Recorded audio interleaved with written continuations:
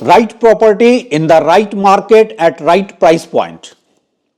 That's what any home buyer would look for.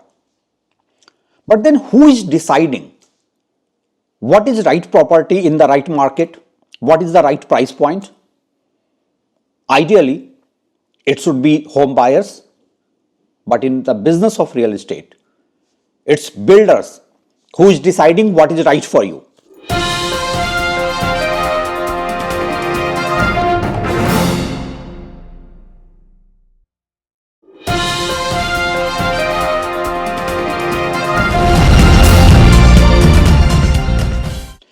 I am Ravi Sinha, and to make you understand how the world of real estate operates, how they define demand, I take you to a short story. We all know that there is a mad rush to launch new projects in and around the airport in any given city, but in Bangalore, a developer opted to go in diametrically opposite direction. Prima facie, what appeared to be a case of finding a better or affordable land price in that given location of southwest Bangalore had rather a strategy that very few adopt in the business of Indian real estate. The strategy was to define demand through scientific research of consumer psychograph. This demand in the market was assessed with consumer psychograph study, what consumers want, what they get, where are the gaps, and how a new housing project could fill in that gap. Most of the housing projects are launched in this part of the world by peer pressure or gut feeling of the developer. Getting the consumer feedback before conceptualizing a housing project and scouting for the land parcel for the same is not very common in this part of the world. The research reports in the sector are very generic in nature and mostly rely on the empirical evidence of launches, absorption, and price trends. And I'm not talking of those rigged reports where the report is prepared to suit the fancy of the developer, the client. And hence, many of the developers with housing projects have today sizable unsold units and they wonder what went wrong. Why there are no buyers in the market as assumed? In a country where the reports of housing shortage contradict the reports of unsold inventory, it's time to make a strategic shift in the mindset. Hi, thank you all for subscribing our channel and posting your comments. I appreciate. Trust me, I take time to read all the comments and I take your comments, feedback and queries with due professional seriousness. I would continue to make video on the topics and questions raised in the comments section as I aspire to make this platform dialogue driven. May I request you all to subscribe this channel and keep posting your comments. Our mail ID is given in the description and you are also free to ask questions through your short and crisp video. I will try my best to take your video queries and reply it in the subsequent video. Let's make this channel unique and dialogue driven. Thanks. So I spoke to the builder and according to him, if the buyers are defining the demand and if they are asked beforehand as to what kind of project they are looking for and at what price point, the housing project will never face the sales logjam. From my experience, I can vouchsafe that even with a housing project facing slow sales, inquiries and footfalls are not always slower. What does it say? It clearly suggests there's a gap in what the home buyers want and what is there in the market.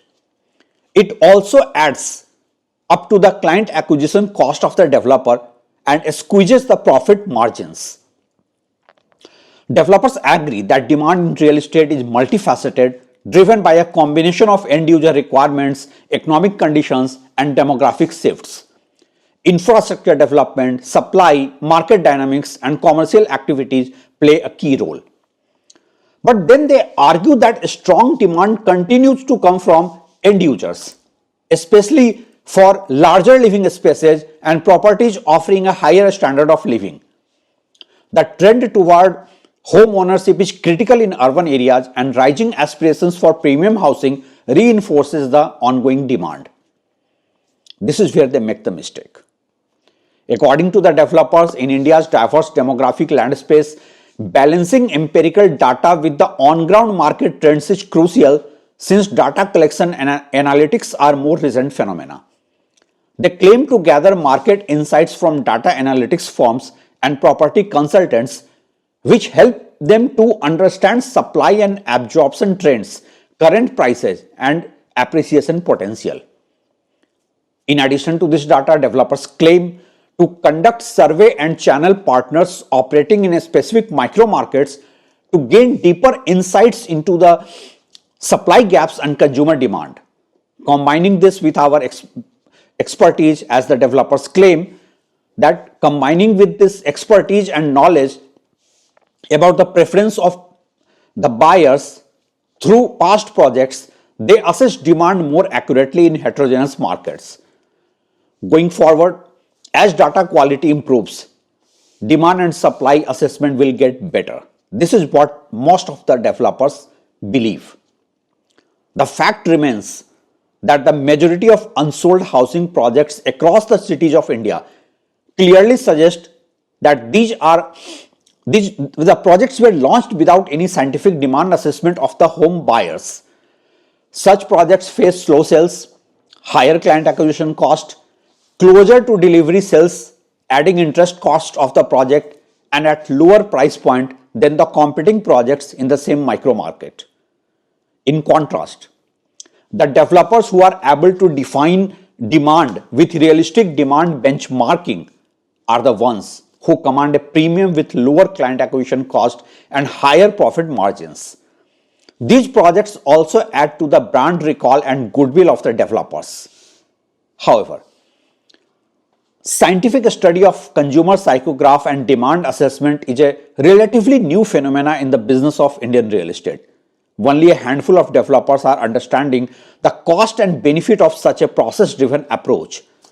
There is also a dearth of professional research agencies in the sector.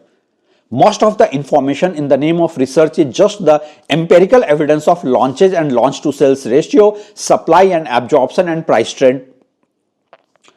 The PropTech industry that was supposed to bring a game changer approach to the sector has thus far only catered to online demand and lead generation, something that does not connect with the potential home buyers, neither at the affordability level nor at the emotional level.